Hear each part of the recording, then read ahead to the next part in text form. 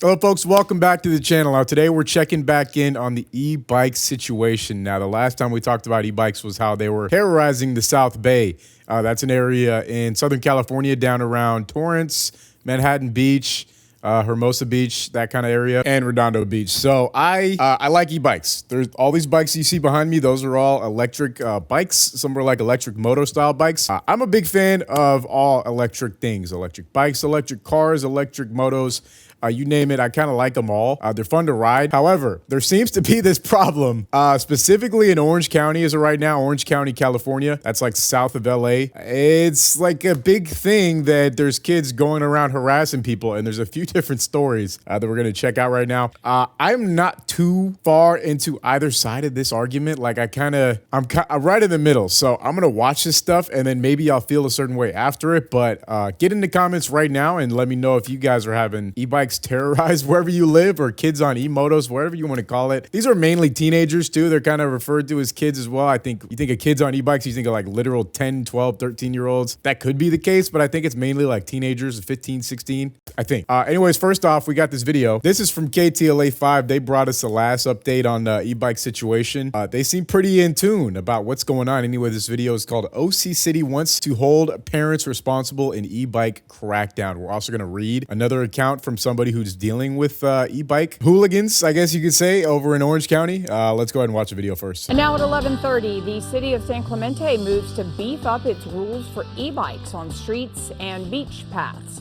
The mayor said the crackdown is necessary as he continues to receive daily complaints about unsafe riders. So first off, they're talking about all e-bike riders, but I think it's mainly focused towards the younger ones. As we talked about last time we went over this topic, it's the younger kids who are creating the problems for everybody, I guess you could say. Now, there's probably if I had to guess, there's a significant amount of older folks who ride e-bikes out here in San Clemente. San Clemente is like it's a beach town towards San Diego, not quite there, but it's a pretty affluent area, I think. And it's a very strict, very strict area when it comes to riding e-bikes. And it always has been. I remember when I first got my Sur-Ron e-bike, e-moto, whatever you want to call it, the first thing I saw when I was, literally the first thing I saw when I was researching them was how somebody, this was back in like 2021, it was a story of someone getting their bike impounded out in San Clemente. They were already cracking down on them back then. So this may specifically be referring to electric pedal bicycles. KTLA 5's Orange County Bureau Chief Chip Yost live now in San Clemente with more. Chip? Yeah, hey there, Glenn and Lou. You know, San Clemente is like a lot of other cities. There's a lot of e-bikes around, and with them, unfortunately, a lot of complaints about them. So now the city is taking steps to try to hold parents more responsible for some of those complaints. So that says it right there. First off, how are the parents not already responsible in the first place? You know, you would think that's square one, is to immediately have accountability with the parents for kids doing crazy stuff on e-bikes in places that they shouldn't, I guess, is kind of the gist of what the problem is here. Now, I really feel like in places like this, it's hard to say if the problem's overblown or not, because the next thing we're going to read is it paints a much more drastic picture of what the scenario is. I feel like even this is mainly referring to what we think it is, right? There you go. The next shot is a kid. Is that I don't even know if that's a kid. But that looks like a. Oh, it wasn't a Sur-Ron actually. That was like a Super 73. There are many young e-bike riders who do follow the rules. They're blurred out. Are respectful of others. But as we've seen in Hermosa Beach and elsewhere, there are also many who don't. Oh, and in San Clemente, city leaders have been getting an earful about them. It's just okay. Hermosa Okay, so this is a Super 73 type of bike. These can be modified to be really powerful, but I think out of the box they're really not that quick. They're like 28 miles per hour regulated, which is still really fast. That's really fast.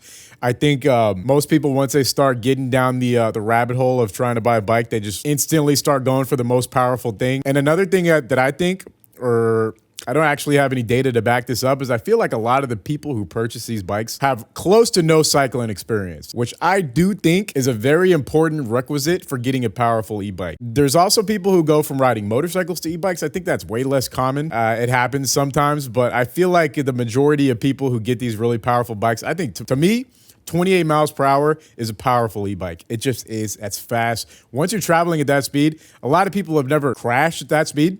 I have. I actually knocked all 4 of these front teeth out going about that speed. Actually, a little bit slower. Even with the helmet on, you are like, the forces of gravity and nature are just, they're gonna just do it. They're gonna have their way with you, right? When you tumble at that speed, it's over. You have no idea what is going to happen. It's pretty much just you and whatever's in front of you are going to be colliding, whether that's the ground or a vehicle or something else. It's gonna be bad. It's gonna be really bad. You start going faster than that, it just gets way worse quickly, like really quick. It gets worse like quick, very quick. So on top of all this, I'm saying that because most of the time, these kids have never ridden a bike, and their first bike is one of these powerful ass e-bikes. So Young e-bike riders that's probably the who case do of what we're looking at follow right the here. rules and These are children. respectful. I know that one goes fast too. I don't remember the name of it, but it's like a BMX style e-bike. That one's also quick. He looks like 13 years old tops, right? So this is already, it's already bad. Love others.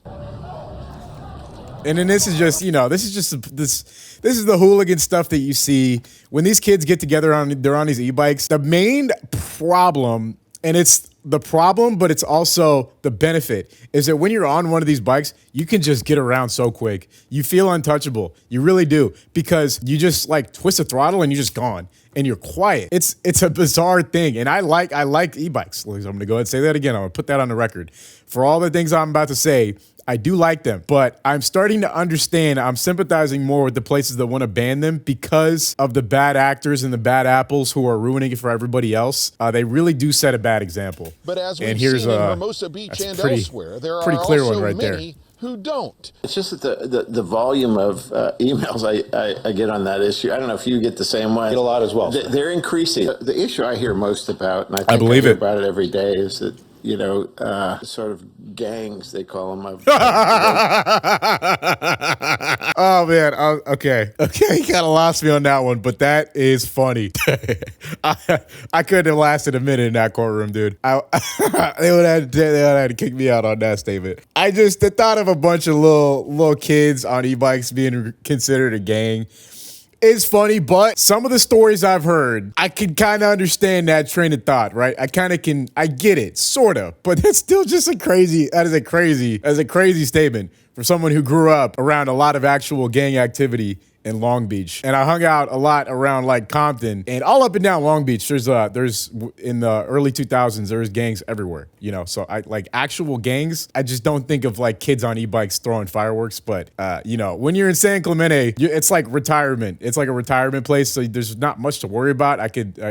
Bikers going down this sort That's of funny. gangs, they call them, of rogue bikers going down the street next to cars. Hey, look at this guy laughing. Doing wheelies down Pico. Oh my God. Not obeying the traffic signs. At a city council meeting Tuesday, the city voted for an ordinance that would not only give sheriff's deputies more tools to go after the violators, but also tools to hold some of the parents of the violators responsible. I think that should have been there from square one, right? That makes the most sense is immediately crack down on the parents. Because here's what I typically hear is what's happening is that the kid will get caught, right? You get caught. He's doing, hooligan stuff and the police catch him. And sometimes in some of these instances, which I think is extreme, but it does happen, is they will immediately impound the bike. Parents pay an impound fee or they can't retrieve it from impound for some reasons. I don't think that's happened, but I could see a scenario where they try to make it really difficult to retrieve the bike from impound. Maybe they say like, oh, you can't obtain any proof of registration for the bike or something, so you can't get it out, or it's like a 30-day hold, and by the time that the hold is up, the amount that it would cost to take the bike out is probably more than the value of the bike at that point, something like that. Just buy another one. The amount of wealth in these coastal cities going south of Orange County is immense, right? The parents have the money to do it. They can buy as many bikes as they want in a year. And in a lot of cases, the bike is doing the parenting for the parent. Maybe they're still like very active in their career. Maybe they just don't really care. They just rather have the kid out of their hair so they can like focus on something else that they have to do, whatever. The bike is doing the parenting along with all the other kids that he hangs out with that also have the bikes. And it's like a peer pressure scenario. One of your friends gets an e-bike, all your friends are going to want one because it's cool, right? And then once 2 or 3 of them have it, you're the one that's left out. You beg your parent. Boom, now you got a roaming gang of kids on e-bikes. I'm just suggesting that the parents, whatever offense the child is involved in, that it involves a fine, a fee, or responsibility, that the parents are responsible for that. I don't see any reason we can't do that. I totally agree with that too. I think that should have been the first thought that they had. This is not a new problem either. It's not like this has just sprung up over the last year. It's definitely getting more popular, and it's kind of, I want to say that it's mainly Instagram. You know, I spend very little time on Instagram, but when I do, all the content revolving around these bikes is like horse playing hooligan activity. I probably sound old saying that, but it's just like, it's kids wilding out, right? It's just straight up, that's like what is glorified. On YouTube, you know, I'm not gonna lie, I make YouTube videos about the bikes. I'm not really like a horse playing individual though. I like go and explore around, not really messing with anybody. I don't see that as content for me. I don't ever mess with people in my videos. I just kind of roll around and roam around and look at stuff. And I think that's like the most fun you can have on these bikes, right? Is just exploring different places and going different areas that you typically wouldn't go even on a bicycle because it's like too much work, you know? I don't find it fun to be in a big group of friends and like harassing people, cutting off traffic, throwing stuff at people. So yeah, go find the parents. Just they can afford it. A fine for a parent, I think, will be more impactful than even taking the bike, right? Because if the police take the bike, then it's somehow less of something to deal with than a fine, right? When someone gets fined, it's like, oh man, I got to go to court, you know, or like I have to, you know, there's another layer of dealing with it beyond just getting impounded and getting it out of the impound or just let it go and buy another one. Like a fine is like, okay, now I have to deal with this within the legal system of the city and state that I live in. So that seems like a no-brainer, right? It's crazy how they haven't done that from the first place. It's actually similar to the way that state law is set up for parents of minors who commit graffiti, for example. It's a strict liability issue. I think in probably many circumstances, it'll be an education point for the parent where, you know, you need to exercise a little more control over your kid. And it's crazy that needs to be a thing, right? That it has to get to that point for it to become an education point for the parent. It's like, how are you so out of the loop of what your kid is doing, right?